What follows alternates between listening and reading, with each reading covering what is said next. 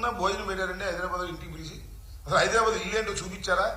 హైదరాబాద్లో ఎంత విలాసవంతమైనటువంటి రాష్ట్రమైనటువంటి ఇల్లు కట్టుకొని మీరు దాన్ని ఇవాళ జగన్మోహన్ రెడ్డి గారిని విమర్శిస్తున్నారు. ఎస్, జగన్మోహన్ రెడ్డి గారు ఎక్కడా కూడా క్విట్ ప్రోకోలో ఇల్లు తీసుకోలేదని మనం చేస్తున్నా. జగన్మోహన్ రెడ్డి గారు తాతగారి దగ్గర నుంచి ఆస్తులున్నాయి.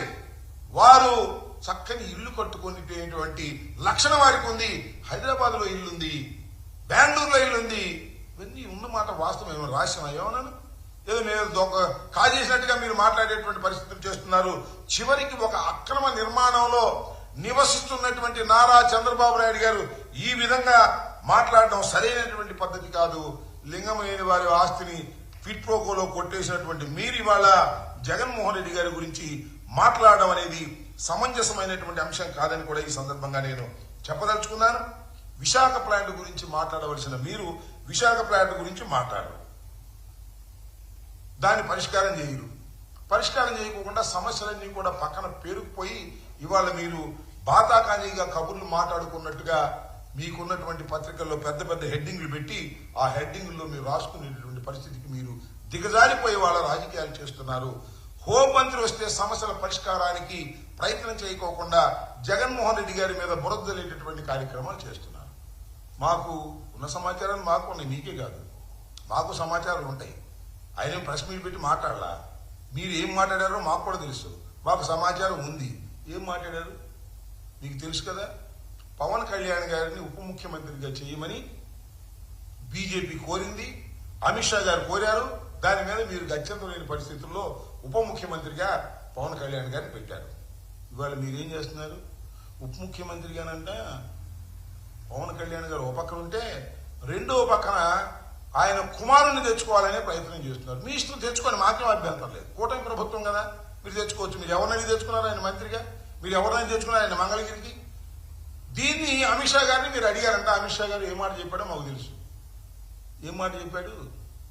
ఏమండి చంద్రబాబు నాయుడు గారు, మీ ఓడిని కాస్త కంట్రోల్లో ఉండమనయ్యా, ఎక్కడ పడితే అక్కడ ఏళ్లు పెడుతున్నాడు, ప్రభుత్వానికి చెడ్డ పేరు వస్తుంది, ఉప ముఖ్యమంత్రి లేదు, ముఖ్యమంత్రి లేదు, కాస్త ఆగండి, మీ స్పీడ్ తగ్గించండి, మీ అబ్బాయి స్పీడ్ తగ్గించండి, మీ అబ్బాయి ఎక్కడ పడితే అక్కడ వసూలు కార్యక్రమాల్లో నిమగ్నమైపోయి ఉన్నాడు, కాస్త జాగ్రత్త చేసుకో నాయనా అని ఒక మంచి సలహా ఇచ్చాయంట.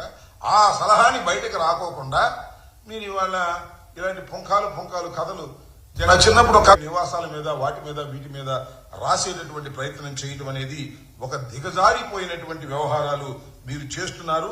ఈ వ్యవహారాలను కట్టిపెట్టి వాస్తవాలను ప్రజలకు అర్థమయ్యే విధంగా మీరు చేస్తే బాగుంటుందని కూడా మనవి చేస్తున్నారు. జగన్మోహన్ రెడ్డి గారికి 50 బెడ్రూమ్లు ఉన్నాయి, 60 బెడ్రూమ్లు ఉన్నాయి, ఎన్ని పాత చింతకాయ పచ్చడిలో కథలన్నీ కూడా ఇవాళ మళ్ళా వండి వాచేటటువంటి ప్రయత్నం మీరు చేస్తున్నారు. ఇది కరెక్ట్ కాదని కూడా ఈ సందర్భంగా నేను మీ ద్వారా ప్రజలకి, ముఖ్యంగా చంద్రబాబు నాయుడు గారి పార్టీకి కూడా చెప్పదలుచుకున్నాను. ఇలాంటి కాకమ్మ కథలు చెప్పేటటువంటి ప్రయత్నం చేయవద్దని కూడా కూడా ఉంది. వాళ్ళ నదీ జలాల పరి సమస్య ఎంత భయంకరంగా ఉందని అడుగుతా ఉన్నా.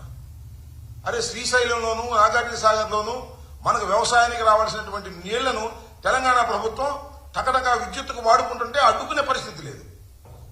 ట్రిబ్యునల్ దగ్గర వాళ్ళు ఫైట్ చేయాల్సినటువంటి పరిస్థితులు ఉన్నాయి. ఇలాంటి పరిస్థితులన్నీ ఉంటే ఈ పరిస్థితుల మీద మీరు అమిత్ షా గారితో మాట్లాడరు. జగన్మోహన్ రెడ్డి గారి ఇళ్ల గురించి ప్రస్తావన జరిగినట్టుగా లేనిపోని కథనాలు వేసి ఏదో పుక్కిడి పురాణాలు చెప్పేటటువంటి కార్యక్రమం చేయటం చాలా దురదృష్టకరమని కూడా ఈ సందర్భంగా నేను చెప్పదలుచుకున్నాను. మరొక అంశాన్ని కూడా ఇక్కడ మీకు ప్రస్తావన చేయాలని అనుకుంటున్నాను. అదేమిటంటే పోలవరంలో చంద్రబాబు నాయుడు గారు డయాఫ్రమ్ వాల్ నిర్మాణం, రెండవ డయాఫ్రమ్ వాల్ నిర్మాణం చేయడానికి నిన్న పనులు ప్రారంభించారు. ఏదో T5 ఏదో సంథింగ్ లైక్ దట్. ఆ మిక్చర్ని కలిపేదానికి, సిమెంట్ కాంక్రీట్ మిక్చర్ కలిపేదానికి పైనుంచి ఆదేశాలు ఇచ్చాయని పనులు ప్రారంభించబోతున్నారని నిన్న నామినల్ గా ప్రజలు పనులు ప్రారంభించారనే మాట వినటం జరిగింది. పదే చంద్రబాబు నాయుడు గారు చెప్తాడు. మొన్న కూడా చూశాను నేను, ఎన్నిసార్లు చెప్పినా అదే చెప్తాడు. డయాఫ్రమ్ వాల్ పోవడానికి జగన్మోహన్ రెడ్డి గారి కారణమని నేను కొన్ని 100 సార్లు చెప్పా, మళ్ళా చెప్తున్నా. డయాఫ్రమ్ వాల్ అనేది దెబ్బతినడానికి గల కారణం నారా చంద్రబాబు నాయుడు గారి అవివేకం. తెలుగుదేశం పార్టీ ఆ రోజుల్లో అధికారంలో ఉన్నప్పుడు చేసినటువంటి తప్పిదాల వలన డయాఫ్రమ్ వాల్ నిర్మాణానికి ముందు కాఫర్ డ్యాముల నిర్మాణం చేయకోకుండా నదిని డైవర్ట్ చేయకోకుండా మీరు చేసిన పాపానికి ఇవాళ మళ్ళా మా గురించి చెబుతున్నాడు. రెండోసారి వాళ్ళ డయాఫ్రమ్ వాల్ వేయాల్సినటువంటి ఒక పరిస్థితి ఏర్పడడానికి ప్రధానమైనటువంటి ఎక్యూజ్డ్ నారా చంద్రబాబు నాయుడు గారు, తెలుగుదేశం ప్రభుత్వం, అలాగే దేవినేని ఉమా. వీళ్ళ చేసినటువంటి తప్పిదానికి జగన్మోహన్ రెడ్డి గారి మీద బురద జల్లాలనేటువంటి ప్రయత్నం చేస్తున్నారు. ఇది ఎన్నోసార్లు చెప్పాను, మళ్ళా చెప్తున్నాను. అది చంద్రబాబు నాయుడు గారికి మాత్రం ఒక నమ్మకం ఉంది. చెప్పగా జనం నమ్ముతారు అని జగన్మోహన్ రెడ్డి గారి మీద నెట్టేసేటటువంటి కార్యక్రమాలు చేస్తున్నారు. ఇది చాలా తప్పు. జగన్మోహన్ రెడ్డి గారి టైంలో పోలవరం ప్రాజెక్ట్ అనేది అద్భుతంగా శరవేగంగా ముందుకు వెళ్ళింది. మేము ఉన్నప్పుడే 2 కాఫర్ డ్యాములు కూడా క్లోజ్ చేయడం జరిగింది. స్పిల్వేని కంప్లీట్ చేయడం జరిగింది. కరోనా సమయంలో కూడా చాలా జాగ్రత్తగా స్పీడ్ గా మేము ముందుకు తీసుకువెళ్లాము.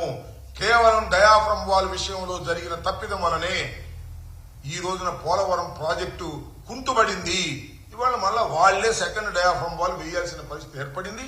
అది వేస్తున్నారు. వేసే ప్రతిసారి జగన్మోహన్ రెడ్డి గారి ప్రభుత్వం అవివేకంగా చేసింది అనేటువంటి మాటలు మాట్లాడుతున్నారు. ఇవి చాలా తప్పిదమైనటువంటి మాటలు. చంద్రబాబు నాయుడు గారికి నమ్మకం ఏంటంటే ఆయన చెప్పంగానే 2 పత్రికలు రాసేస్తాయి, 3 పత్రికలు రాసేస్తాయి, టీవీలో చెప్పేస్తాయి, జగన్మోహన్ రెడ్డి గారి వల్లే నష్టం జరిగిందని ప్రజలు నమ్ముతారు అనేటువంటి ఒక భ్రమలో ఆయన ఉన్నాడు. ఇది వాస్తవం కాదని కూడా ఈ సందర్భంగా నేను చెప్పదలుచుకున్నాను. డయాఫ్రమ్ వాల్, 2వ డయాఫ్రమ్ వాల్ బావర్ కంపెనీతో మీరు వేయించుతున్నారు. మంచిదే, వేయించండి, తొందరగా పూర్తి చేయండి. కానీ ఆ పాపానికి మీరే కారణం అనేది మరొకసారి చెబుతున్నాను. మీరు చెప్పిన ప్రతిసారి కూడా మళ్ళా నేను ఈ విషయాన్ని చెప్పవలసి ఉంటుందని కూడా ఈ సందర్భంగా నేను మీకు తెలియపరుస్తున్నాను. ఓకే,